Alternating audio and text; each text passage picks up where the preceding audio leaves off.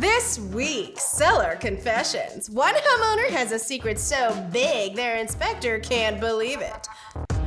Wait, was it, concessions or confessions? Oh, okay. Seller concessions. Got it. Welcome to the Red Desk. Today, I'm walking through everything you need to know about a helpful tool called seller concessions. Seller concessions come into play when the seller decides to cover a portion of the closing costs that come with buying a house. As a buyer, we love seller concessions. These concessions are negotiated alongside the home's price and are kind of like a set of bargaining chips you go back and forth with. Sometimes these work out in favor of the buyer, sometimes they're better for the sellers. You just gotta know how to play it. Closing costs are all the professional services and fees buyers have to pay before they sign the dotted line. They average between 3% and 6% of the sale price, which is no small change. On a $300,000 home, that could be upward of $18,000. Some typical closing costs include paying property taxes, title insurance, inspection and appraisal fees, any government documentation fees, and paying mortgage points, which is an upfront cost you choose to pay to reduce your interest rate. We actually just did a whole video about that. Buyers can ask sellers to make concessions, or sellers can proactively offer to make them. It's usually negotiated as the exact cost or a general percentage. Last thing, seller concessions can only cover a portion of the closing costs, depending on the loan type.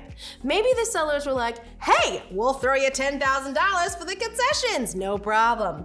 But then the fees only add up to $7,000? You can only get $7,000, no more. So why do the rules work like that? Because it stops sellers from artificially inflating home prices and causing problems for the entire housing market. No matter how many times we say it, buyers tend to underestimate how expensive closing costs are. The first pro for buyers is they have more money to put toward their down payment, or to furnish their house, or to make a higher offer. Second pro is if certain repairs or things the inspection found are sticking point for you, seller concessions give you more negotiation options. The first con is that seller concessions can make your offer less appealing in a seller's market. Okay, if there's 5 buyers and only 1 is asking for concessions, sellers will probably go with one of the other 4. The other con is if you're banking on seller concessions because you don't have the cash to cover closing costs and want to roll all of your capital into a higher offer, that higher bid means paying more interest. So how do you negotiate your way into a sweet deal? First, figure out if you're in a seller's market or a buyer's market. If the market is hot and there aren't a lot of homes available, that's a seller's market. If there's a lot of inventory and a seller is stuck in the market for months, maybe even years, that's a buyer's market. That tells you who has the most negotiating power up front. Second, be specific and limited in what you ask for. You can't ask for all the repairs and a kitchen remodel, so pick your battles. If a major repair is a deal breaker, maybe ask for that and pay for the closing costs yourself. Remember, the buyer's goal is to make the sale feel as simple and easy as possible. Third, work with a pro. Helping clients learn about seller concessions gives real estate agents a chance to shine. A good agent has a pulse on the overall market and prices, but also how concessions and repairs are factoring into those prices.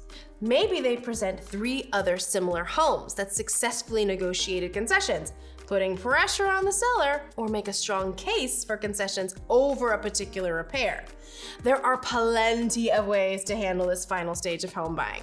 These negotiations are exactly when a real estate agent earns their cut.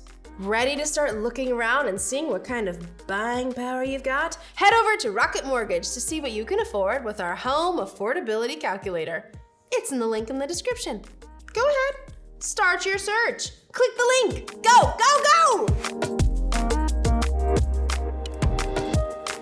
Thanks for checking us out. If you'd like to see more videos just like this, click right here. And as always, you know what to do. Like and subscribe. We'll see you next time.